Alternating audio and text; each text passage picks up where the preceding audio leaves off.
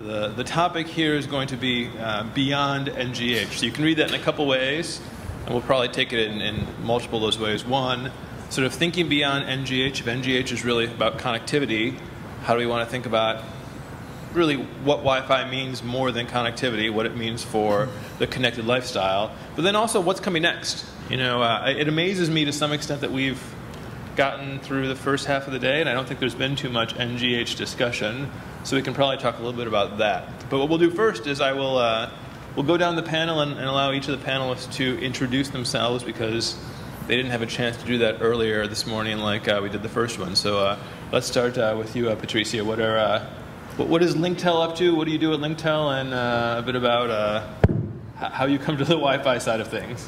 Hi, good afternoon. I'm the marketing director for Linktel. And Linktel is the #1 independent Wi-Fi operator in Brazil. We have more than 3,000 hotspots throughout Brazil, including the Brazilian airports, 120 hotels, 40 shopping malls, and another 50 to come by the end of 2015. Cafe shop chains, as Starbucks is our client in Brazil with 100 shops there. Restaurants, universities, metro stations in Rio de Janeiro. There are 36 of them. We also provide the Wi-Fi on the beach in Rio de Janeiro too, Copacabana Beach, Ipanema Beach. It's outdoor Wi-Fi. And I just heard some great news that we signed a contract with a stadium in Sao Paulo at the Morumbi Stadium. It's not Maracanã Stadium in Rio de Janeiro. We are going to get there. But it's a Morumbi Stadium. It's the biggest one in Sao Paulo, very important.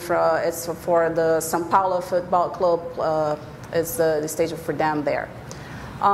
We have 3G offload and roaming agreements with most of the Brazilian mobile operators and cable operators, as well as international roaming with AT&T, Boingo, Trustive, Swisscom, and Skype, etc. We are really looking forward for the NGH, and I think we're going to talk a little bit more about that. Yeah, that's it. I think I saw a bunch of people paying more attention when you talked about some of the beaches that you have. Yeah, I noticed that too. Yeah, I think they want to go check it out. You know, see if it works. You should. So, Gennady, why don't you tell us a little bit about what's going on at Telecom Indonesia, what you guys have been doing with Wi-Fi, and your thoughts on NGH for this part of this conversation. Okay, thank you for this opportunity. Okay, good afternoon, ladies and gentlemen. So, talking about Wi-Fi, before I explain more about Wi-Fi, let me introduce my company now. Company is Telecom Indonesia. So, I am from Wireless Broadband division. So, we have many infrastructure regarding to the broadband technology. We have cellular or 3G, and then we have FTTH, and then we have DSL, and the last is we have Wi-Fi technology. Currently, we have around 120,000 AP in all of Indonesia, and hopefully in the end of the next year, we have a target as around 500,000 access point. We will serve all of the biggest city and also all of the area in Indonesia. It's the same with Patricia. We also serve in several customers, such as in university, and then public area, airport, and so on. Start talking about NGA. We just received the certification from WBA. So currently, Wi-Fi Indonesia Wi-Fi, we got the certification of ICP Tier 30. So Premier is the highest certification. It means that we can convince to our stakeholders that our infrastructure is ready to do our business on not only for the national, also for the international context. Okay, thank you. Great, thank you. Cedric, from the French perspective, I know you're involved in more of the roaming and that side of things. Can you explain a little bit about about what you've been doing there? Yeah, so I'm Cedric Gunnar. I was formerly head of Orange Wi-Fi during 4 years from 2008 to 2012, and I was also co-chair of WBA at this time. So I'm still involved in WBA as board of directors, but now I moved to the Orange International Carrier, which is a wholesale division of Orange Groups in charge of global voice and global data, IP, submarine cables, and we have a branch of mobile services. And for mobile services, basically, it's roaming enablers like signaling, roaming hubs, IPX, and of course, we are looking on Wi-Fi to help Wi-Fi to become at the same level of other mobile bearers to have a full user experience from end to end. So we are providing solutions to interconnect networks, mobile operators network between them, and now the Wi-Fi with NGH as Wi-Fi networks are entering in the mobile spaces and mobile clubs, so it's really interesting and exciting to get everything connected. Great. Greg, why don't you take us home from the WFA, the Wi-Fi Alliance. I think Sure. a lot of people here probably already know you, but... Okay. So I'm Greg Ennis. I'm the VP of Technology for the Wi-Fi Alliance. We are the worldwide network of companies that bring you Wi-Fi. I imagine most, if not all, of the companies represented in this room are already members of the Wi-Fi Alliance. If you're not, you should be. And so, with respect to NGH, of course, yesterday we made a major announcement. This should have hit all your news feeds this morning. We announced the release of 3 new enhanced features in our PassPoint certification program to provide for on-the-spot subscription on the part of the users, to be doing that in a secure fashion.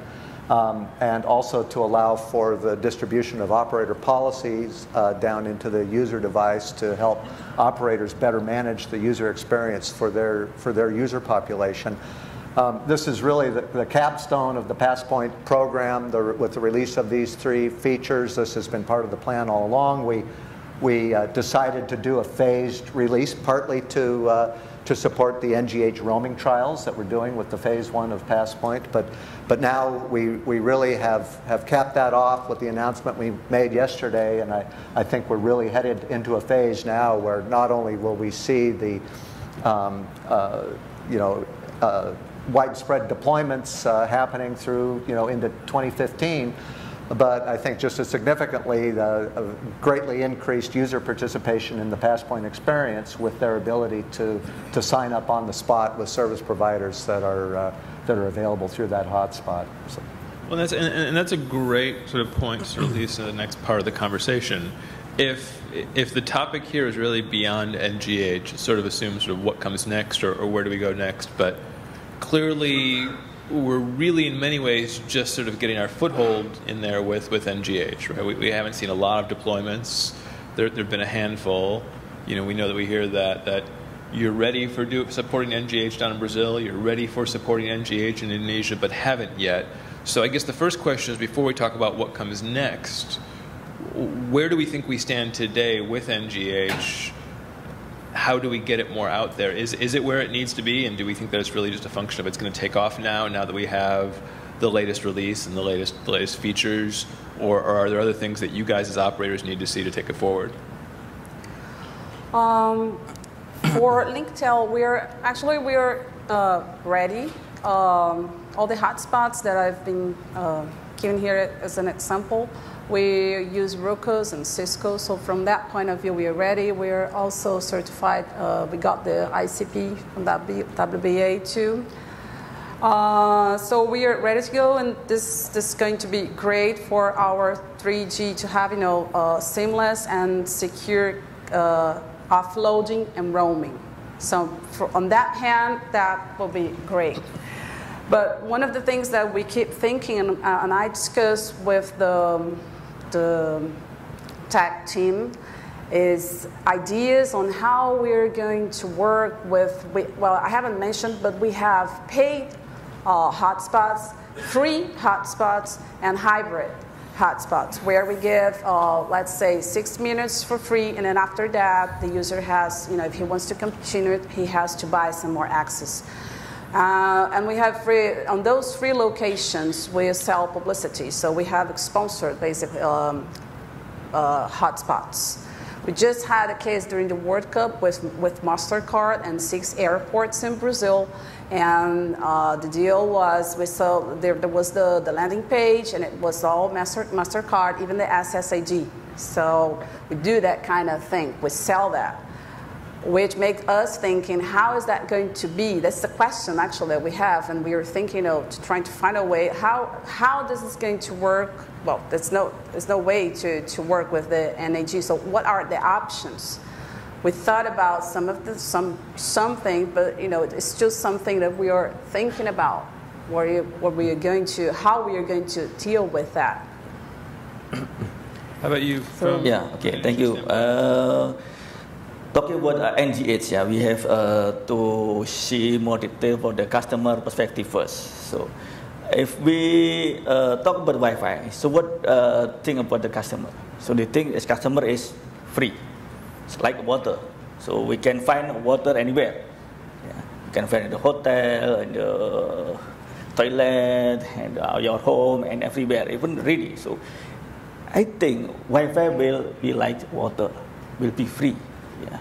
So this is our challenges for the operators. But they think that Wi-Fi is free, but we have to grab the revenue from Wi-Fi. This. Another issue is we can learn from the Facebook or Google. So a user, they don't need to pay to Google or to Facebook, but they can get the services. Also with Indonesia Wi-Fi or Telkom Wi-Fi, we try to serve our customer.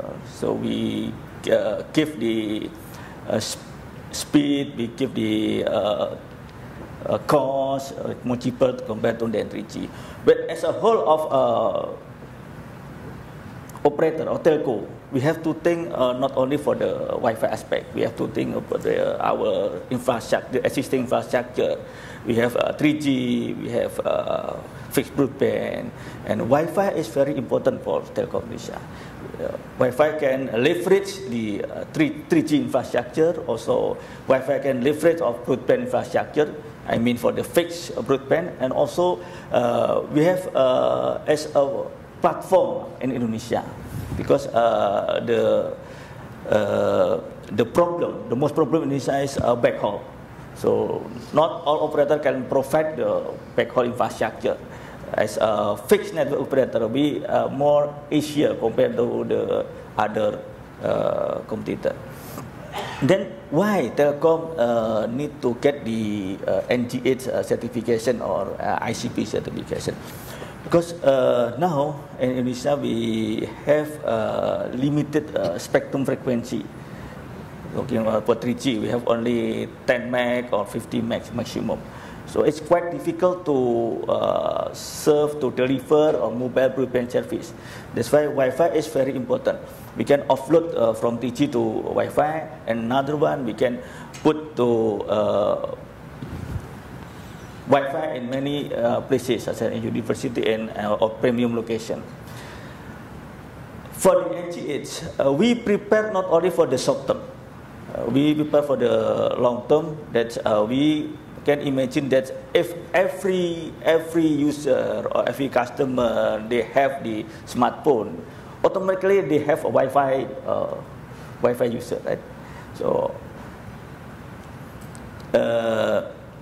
for the NGH, we hope that the customer, our customer, already come from Indonesia, also come from many countries of foreigner, because they can roaming automatically in our infrastructure.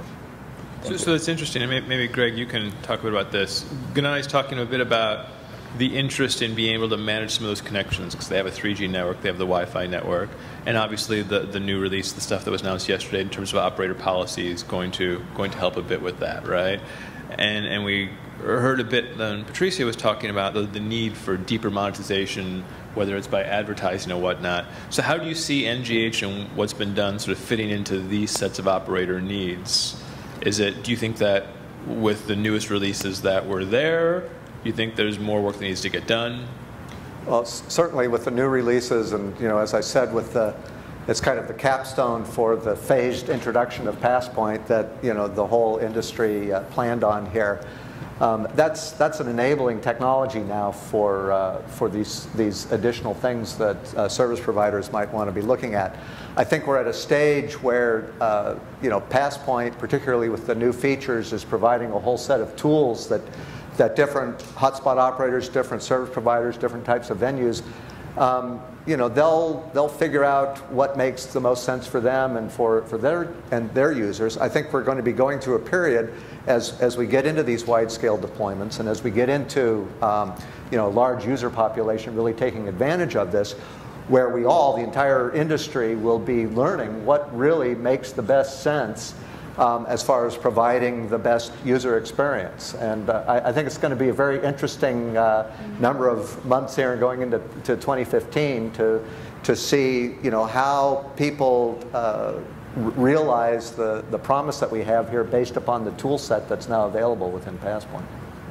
And it's interesting because I think, and it makes sense if you think about it that way, that we really can't get to deeper monetization schemes unless we get the people on the network, right, in a secure way and in a seamless way. And so obviously you can't have the deeper monetization without the access.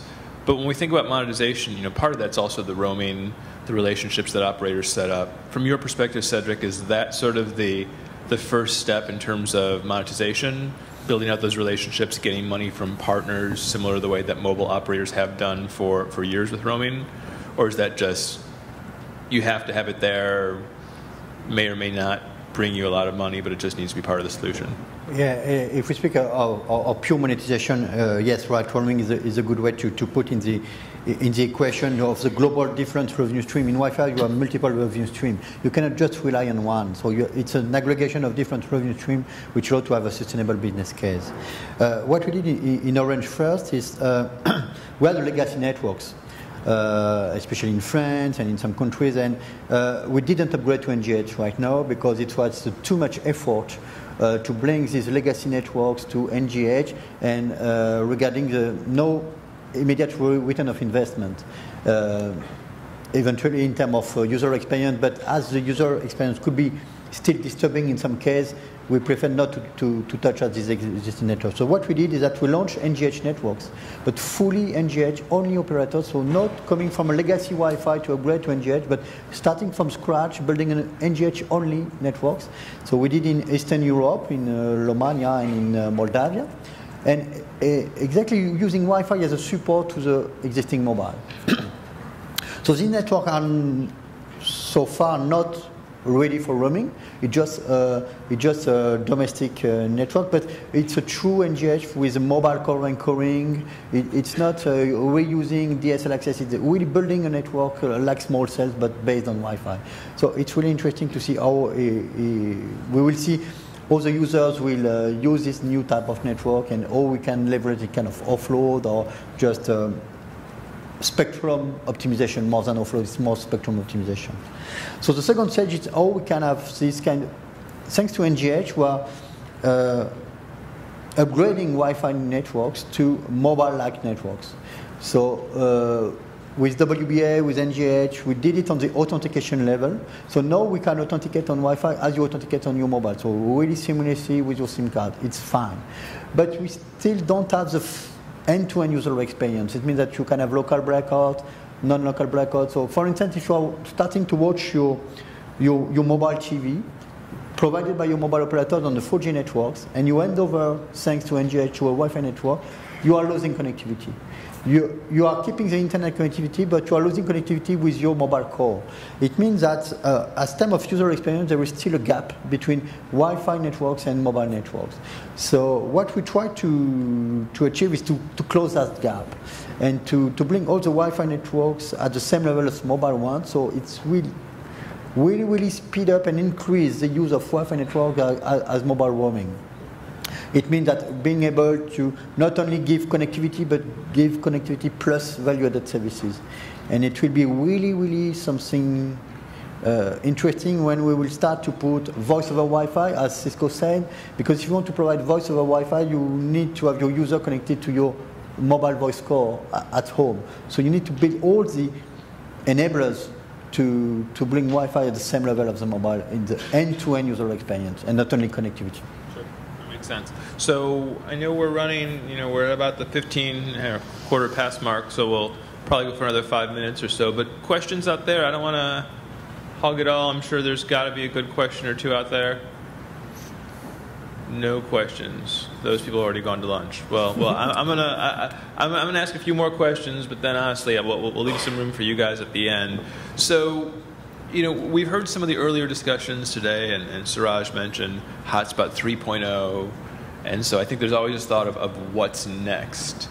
From the operator perspective, do you look at what's out there right now is good enough? You said, hey, we're looking at NGH, you've got the capabilities to do it, you could move forward. Is that something you think, hey, this is something I'm going to be doing? Or do you hear things like that of, well, what's next and what's coming next, and maybe I'm going to wait a little bit more, get to some of these things that Cedric talked about to get you that full mobile experience, whether you have a network or you're working with partners. How do you think about that, of that timing of, well, I could do something now, but I could have done EAP-SIM before, EAP-AK. You could have always done partial solutions. Do you think we're close enough to where we need to be with a full solution that you want to go for, or you want to wait for the whatever Hotspot 3.0 is coming forward, or whatever next iteration is? I think that for Linktel, what we'll probably do is we have to work with run some trials. And from that, I think we'll have a better understanding, and then we'll be able to see, okay, let's see, should we wait? Should we not wait? So I think that's what we are going to do, to pick some of our locations and run some trials, because as I said, we are ready, so we don't have any equipment issues, so we are good to go. So we would do something like that. That's what we're doing. And how much for you does the upcoming Olympic Games really factor into that for how you're looking at what you need to do for your networks? Linktel is a company based in Sao Paulo. You're talking about the Olympics, and the Olympics are going to be in Rio de Janeiro. We are from Sao Paulo. We have clients all over Brazil, but we are very strong in Rio de Janeiro. As I just said, we have the coverage on the beach, on the tube, the metro station, which is going to be a very way for people, to to be, going through the place where the games are going to be held. Actually, they're building more stations closer to the main place there. So I think that by then, it's in 2016, we already, if we're planning on give it a trial, we are going to have the trials in place, so we will know by then, and then before what we're going to do if we're going with it. But I think that's going to be great, as I said, for our offloading and the roaming. If we are ready on those locations in Rio, and I think that we will be, that's going to be great for us from that point of view. Gennady, Hotspot 2.0 or Hotspot 3.0? You waiting for what comes next and ready to see what's around the corner, or you think you're ready to move forward on with upgrades in the near term? Yeah, I think for the Hotspot 2.0 first. Yeah, we don't think now. We don't think for the Hotspot 3.0 because we still preparing for the Hotspot 2.0 first. How about you, Cedric? When you look at, obviously you've mentioned all the inability to sort of the phasing that has to go out there because maybe one's not quite ready yet. Do I have to live in Moldova to get a good experience? I'll move. In terms of development, we had a good discussion yesterday in the executive forum about Internet of Things and all around that. What is interesting in Wi-Fi, it is the same technology for both your private network and public network, which is not the case of mobile, not the case of Bluetooth, for instance, which are completely separated scope. Wi-Fi is convergent on both. But if you look at private network, it could be corporate or it could be your personal. You are connecting devices, web keys, web authentication. On public network, you are connecting users with credential or SIM card. So it's completely different. Tomorrow, we'll all wear connecting things, and we will cross different kind of hotspots. Could be your home hotspot, your office hotspot, your car, which is already an hotspot today, or public networks. So the next challenge will be how to make the connectivity of these different kind of network, because today it's still different kind of network between public and private, seamlessly for not so smart objects, for instance, which only need connectivity to send data or to retrieve data. We want tomorrow that your watch be connected to your home network and your public network without interacting with it very, very easily. So maybe this is a kind of what Hotspot 3.0 could be, the convergence between the different kind of network to be sure that it will be more easy than it is today. Any questions out there?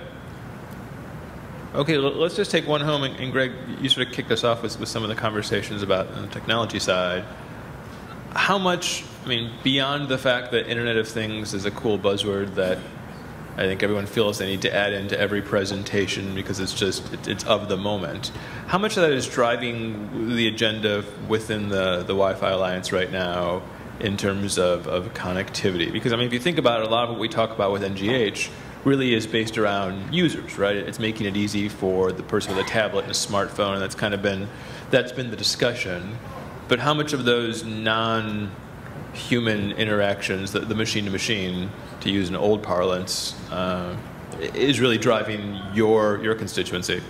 So, Internet of Things is obviously a very, very important initiative within the whole Wi-Fi industry and within the Wi-Fi Alliance, because Wi-Fi is obviously perfectly positioned to be the natural communications medium for all those applications. But I think the interesting thing there of raising that topic is that there's a lot happening within the Wi-Fi universe that really you wouldn't think of as directly related to NGH or to Passpoint, but which are areas in which the Wi-Fi technology is exploding and a lot of things going on. I mean, Internet of Things is just one of them. Another example would be the opening up of new frequency bands. I mean, the introduction of 802.11ac capabilities within the smartphones that we're seeing widespread adoption of that opens up 5 gigahertz to public hotspots, for example, that we really haven't taken advantage of before. And there's other frequency bands that we're going to see that are opened up for Wi-Fi access in the future. So that's another area that's going to be exploding. So there's lots of things happening within the Wi-Fi world that aren't specifically focused on NGH, but all these things are going to be happening within what we view as the coming Passpoint world. If we're successful with the deployments like we've all been talking about, it's going to be a Passpoint world out there, and these other advances that are happening within Wi-Fi will be fitting into that. And I think that's something for everybody to keep in mind, that it's not just incremental changes to Passpoint we're going to be talking about, but significant advances in other areas of Wi-Fi that we'll all be seeing. Well, that's a good upbeat note to end now. Thank you. Thank you all for staying here for the panel. Thank you all for the panelists. Can we have a round of applause for the panelists?